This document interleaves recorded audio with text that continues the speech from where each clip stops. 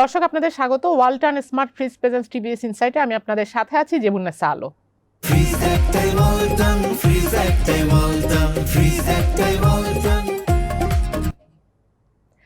Bangladesh bank সম্প্রতি asset quality review করার জন্য, বিভিন্ন ব্যাংকের অ্যাসেট কোয়ালিটি রিভিউ করার জন্য ইন্টারন্যাশনাল অডিট ফার্মকে হায়ার করার জন্য একটি বিজ্ঞপ্তি দিয়েছে।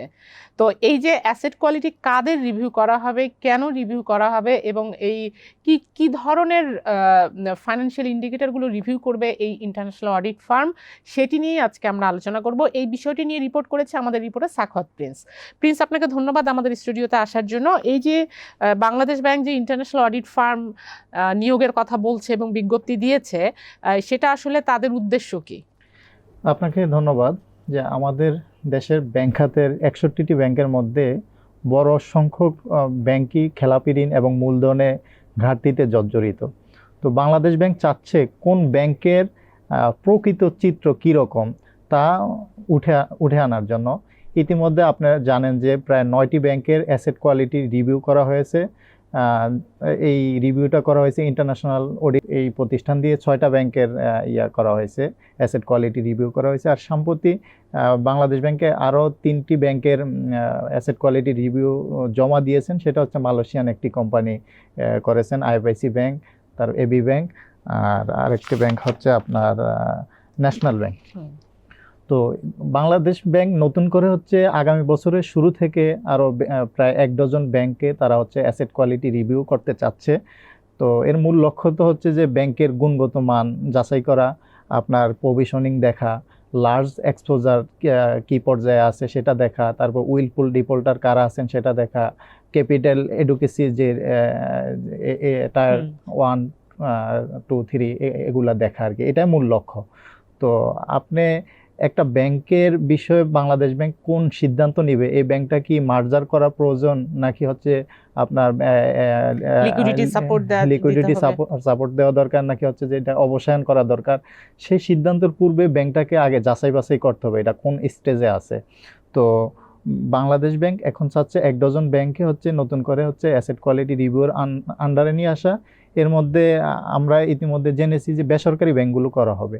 তবে এখন বাংলাদেশ ব্যাংক চাচ্ছে যে রাষ্ট্রায়ত্ত ব্যাংকগুলোকেও এর আওতায় নিয়ে আসার জন্য। যেমন রাষ্ট্রায়ত্ত যে 6টি ব্যাংক রয়েছে, এই ব্যাংকগুলোর মধ্যে আপনার 2-1টি ব্যাংক ছাড়া বাকি 4টা ব্যাংকের খেলাপি ঋণের চিত্র আমরা মানে যে আপনার জনতা ব্যাংকের 60% উপরে খেলাপি ঋণ, অগ্রণী ব্যাংকের 50% কাছাকাছি খেলাপি ঋণ।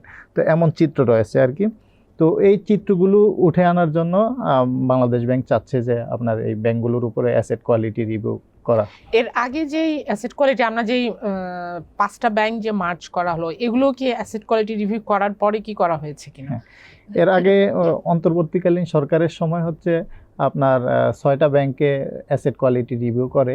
এই 6টা ব্যাংকের মধ্যে 5টা ব্যাংকে হচ্ছে একীভূত করা হয়।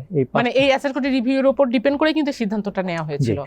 তো ওই 6টা ব্যাংকের মধ্যে একটি ব্যাংক হচ্ছে আপনার 6টা ব্যাংকের মধ্যে 5টা ব্যাংকে মার্জার করা হয়। একটি ব্যাংক হচ্ছে এক্সিম ব্যাংক। এক্সিম ব্যাংকের হচ্ছে অ্যাসেট কোয়ালিটি রিভিউর পূর্বে তার খেলাপি ঋণ ছিল মাত্র 4%। যখন অ্যাসেট কোয়ালিটি রিভিউ করা হয় এটার খেলাপি ঋণ হয়ে যায় 48%। ঠিক আছে, মানে লোকাল অডিটে যেগুলো আসলে তারা বছরের পর বছর তাদের যে রিয়েল ফাইন্যান্সিয়াল হেলথ সেটা তো তারা আসলে হাইড করতো, ম্যানিপুলেট করতো। রাইট। এছাড়া হচ্ছে যে এই 5টা ব্যাংক, ইসলামী ব্যাংকের কিভাবে তাদের এই রিয়েল হেলথটা বের হয়ে আসলো? তো এই 5টা ব্যাংকের মধ্যে আপনার এই অ্যাসেট কোয়ালিটি রিভিউর পরবর্তীতে দেখা গেছে সর্বনিম্ন এক্সিম ব্যাংকেরই হচ্ছে 48% খেলাপি ছিল। কোন আপনার একটি ব্যাংকের হচ্ছে 99% খেলাপি ঋণ হয়েছে। আর অন্যান্য ব্যাংকগুলোর হচ্ছে যে 90%, 70% এমন পর্যায়ে ছিল।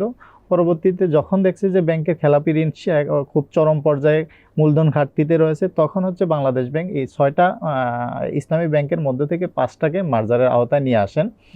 তো মার্জারের আওতায় নিয়ে আসার পরবর্তীতে বাংলাদেশ ব্যাংক সেখানে হচ্ছে 5টা ব্যাংকে প্রশাসক নিয়োগ দেন। প্রশাসক নিয়োগ দেওয়ার পর একটা ভালো একটা সময়, প্রায় 1 থেকে 1.5 বছরের উপর একটা সময় তারা প্রশাসকরা সেখানে ছিলেন। তারা ওই ব্যাংকের আপনার তাদের মূল কাজ ছিল হচ্ছে যে সিবিএসটাকে হচ্ছে অ্যাকুমুলেট করা, একই সঙ্গে হচ্ছে আপনার ব্যাংকিং যে কার্যক্রমটা এটা সচলতা ফিরিয়ে আনা এবং প্রথম দফায় হচ্ছে যারা হচ্ছে আপনার ব্যক্তি আমানতকারী, তাদের আমানতের টাকা কিভাবে ফেরত দেওয়া যায় সেটার একটা সার্বিক কাজ করছিলেন। তো আমরা যেটা দেখেছি, বাংলাদেশ ব্যাংক একটা প্যাকেজও করছেন যে সমস্ত আমানতকারীদের প্রথম দফায় মানে যে কত টাকা দিবে, দ্বিতীয় দফায় কত টাকা দিবে, মানে এমন একটা প্যাকেজও দেওয়া হয়েছে। আপনার যাদের চিকিৎসার জন্য সর্বোচ্চ 10 লাখ টাকা দেওয়ার ব্যবস্থা করা হয়েছে। অন্যদিকে হচ্ছে যারা ব্যক্তি ডিপোজিট মানে প্রাতিষ্ঠানিক ডিপোজিটকারী, তাদেরকে হচ্ছে তাদের এই আমানতটাকে শেয়ারে কনভার্ট করে প্রায় 15,000 কোটি টাকা সেখানে একটা ক্যাপিটাল যুক্ত করছে গভর্নমেন্ট 20,000 কোটি টাকা দিয়েছে। তো বর্তমানে হচ্ছে যে এই 5টা ব্যাংক নিয়ে যে একটা ব্যাংক তৈরি হয়েছে, এই ব্যাংকটা এখন বর্তমানে ব্রিজ ব্যাংকের আওতায়, এটা একটা সরকারি ব্যাংক হিসেবে, সরকারি ব্যাংক আমরা বলতে পারি, ইসলামী সরকারি ব্যাংক। তবে এর প্রায় ক্যাপিটাল প্রায় 35,000 কোটি টাকার মতন। ব্যাংকটা এখন নতুন রূপে ঘুরে দাঁড়ানোর জন্য সেখানে এমডি চেয়ারম্যান নিয়োগ দেওয়া হয়েছে। ইতিমধ্যে হচ্ছে যে প্রশাসক, 5টা ব্যাংকের প্রশাসক অলরেডি 3টা ব্যাংকের প্রশাসক নিয়ে এসেছে, আরো দুইটা আজকালকের মধ্যে চলে আসবে। তো ফুললি এই ব্যাংকটা হচ্ছে যে এখন এমডি চেয়ারম্যানের আন্ডারে চলবে এবং নতুন একটা আর কি ব্যাংক হিসেবে এটা এখন একটা সাকসেসফুল একটা প্রোগ্রাম হলো, যেটা অ্যাপারেন্টলি দেখা যাচ্ছে, এখন পর্যন্ত সাকসেসফুল দেখা যাচ্ছে এবং সামনে এবং ডিপোজিটারও তাদের টাকা ফেরত পাচ্ছে। এই যে যাদেরকে যেই অডিট ফার্মগুলোকে কল করা হচ্ছে, তাদের মিনিমাম ক্রাইটেরিয়া কারা এখানে আসলে অ্যাপ্লাই করতে পারবে? এখানে হচ্ছে যে সমস্ত প্রতিষ্ঠান 15 বছর ধরে মানে যে ইন্টারন্যাশনালি তারা ব্যাংকের হচ্ছে অডিট রিপোর্টিং করে থাকেন, অ্যাসেট কোয়ালিটি রিভিউ করে থাকেন, এমন অভিজ্ঞতা সম্পন্ন প্রতিষ্ঠানকে হচ্ছে এই বাংলাদেশ ব্যাংক যে আবেদনটা করছে, যে ইন্টারন্যাশনাল ফার্ম অফার করে, তারা এখানে আবেদন করতে পারবেন। আর এই আবেদনের সময়সীমা হচ্ছে যে চলতি মাসের মধ্যেই তারা আবেদন করতে হবে। আর এই কার্যক্রমটা শুরু হবে আগামী বছরের শুরু থেকে।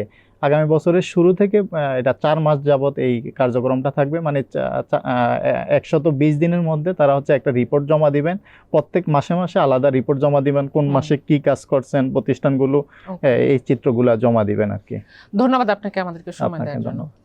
দর্শক, আপনারা দেখলেন যে আসলে এই যে আমাদের ব্যাংকিং সেক্টরে যেখানে 32%-এর উপরে আমাদের এখন নন পারফর্মিং লোন, অর্থাৎ আমরা ডিফল্ট লোন যেটাকে বলে থাকি, তো বাংলাদেশ ব্যাংক এখন একটা রিফর্মের মধ্য দিয়ে যাচ্ছে, আমাদের ব্যাংকিং ইন্ডাস্ট্রি একটা রিফর্মের মধ্য দিয়ে যাচ্ছে। কোন কোন ব্যাংক আসলে কি অবস্থায়, কি রিয়েল হেলথ, সেগুলো এখন আমরা ইন্টারিম গভর্নমেন্টের সময় থেকে দেখেছি যে এই বিভিন্ন অডিট ফার্ম নিয়োগ করে করে নতুন করে এই অ্যাসেট কোয়ালিটি রিভিউ করছে এবং সেই আলোকে ওই ব্যাংকের ব্যবস্থা নেওয়া হচ্ছে এবং কাউকে হয়তো রিস্ট্রাকচার করা হচ্ছে, কোথাও বোর্ড রিস্ট্রাকচার করছে, কোনো ব্যাংকে লিকুইডেট করা হচ্ছে, কিছু এনবিএফআইকে লিকুইডেট করার সিদ্ধান্ত নেওয়া হয়েছে।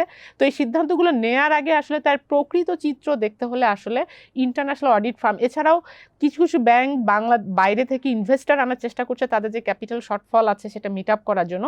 তো ইনভেস্টাররা কিন্তু তার যদি ইন্টারন্যাশনাল অডিট ফার্ম ছাড়া তারা কিন্তু লোকাল অডিট রিপোর্টকে তারা রিলাই করে না। তো এখানে ইন্টারন্যাশনাল ইনভেস্টারকে বাংলাদেশে কোনো ব্যাংক যদি তারা ইনভেস্ট করতে চায় সেক্ষেত্রেও কিন্তু এই রিপোর্টগুলো হেল্প করবে।